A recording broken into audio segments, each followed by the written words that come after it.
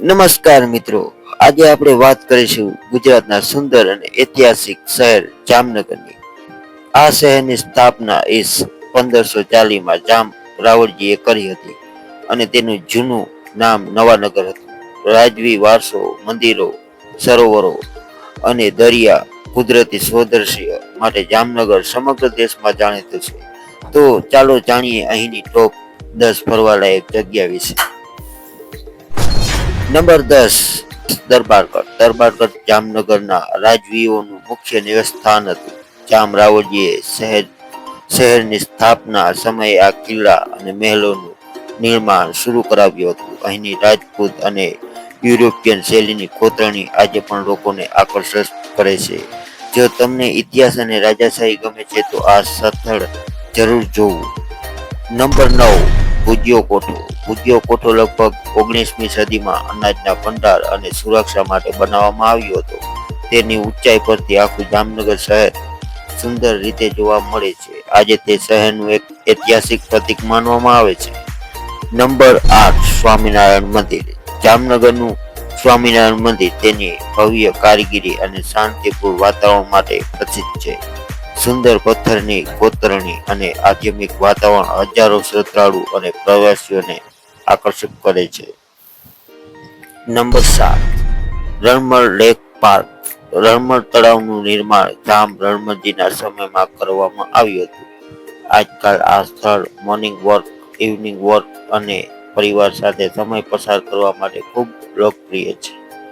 Number 6, લાખોટા place અને museum. લાખોટા place તળાવની વચ્ચે આવેલા ટાપુ પર બનાવવામાં આવ્યો હતો. 19મી સદીમાં તેને કિલ્લા તરીકે ઉપયોગમાં લેવામાં આવ્યો હતો. આજે અહીં મ્યુઝિયમ છે જ્યાં જૂના હથિયારો, શિલ્પો, સિક્કાઓ અને ઐતિહાસિક વસ્તુઓ પ્રદર્શિત કરવામાં આવી છે. નંબર 5, લાખોટા તળાવ. લાખોટા તળાવ જામનગરનું હૃદય કહેવાય છે. આ તળાવ શહેરને પાણી પૂરું પાડવા માટે બનાવવામાં આવ્યું હતું. સાંજના સમયે અહીંનો નજારો અને લાઇટિંગ પ્રવાસીઓને ખૂબ આકર્ષિત કરે છે. નંબર 4, બાલા હનુમાન મંદિર.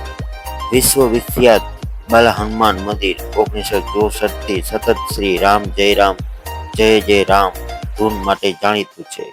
આ અખંડ રામ ધૂનના કારણે આ મંદિરનું નામ ગિનિસ વર્લ્ડ રેકોર્ડમાં પણ નોંધાયું છે. અહીં દરરોજ હજારો શ્રદ્ધાળુ દર્શન કરવા આવે છે. Number 3, Khijadiya bird sanctuary. Khijadiya પક્ષી અભયારણ્ય ભારતના સૌથી અનોખા બર્ડ સેન્ચ્યુરીમાંથી એક છે, કારણ કે અહીં મીઠું અને મીઠાશ વિનાનું પાણી બને હોવાથી વિવિધ પ્રકારના પક્ષીઓ જોવા મળે છે. શિયાળામાં હજારો સ્થળાંતર કરનાર પક્ષીઓ અહીં આવે છે, જેના કારણે તે બર્ડ વોચ માટે સ્વર્ગ સમાન છે. નંબર 2, પિરોટન આઇલેન્ડ અને marine national park. Pirotan island ભારતના પ્રથમ મરીન નેશનલ પાર્કનો મહત્વપૂર્ણ ભાગ છે. અહીં coral reef, starfish, octopus, dolphin અને અનેક દરિયાઓ જીવો જોવા મળે છે. કુદરતી પ્રેમીઓ માટે આ એક અદ્ભુત સ્થળ છે. તો હવે આપણે આવી નંબર 1, રોજી બીચ. રોજી બીચ જામનગર નજીક આવેલા શાંત અને સુંદર દરિયા કિનારું છે. સૂર્યોદય અને સૂર્યાસ્ત અદ્ભુત દ્રશ્યો માટે આ સ્થળ ખૂબ લોકપ્રિય છે. શહેરની ભીડથી દૂર થોડો શાંતિભર્યો સમય પસાર કરવો હોય તો આ જગ્યા શ્રેષ્ઠ છે.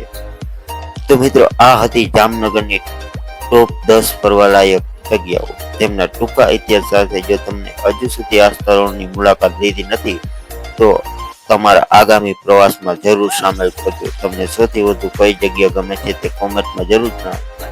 આવી જ રસપ્રદ માહિતી માટે અમને ફોલો કરવાનું ભૂલશો નહીં.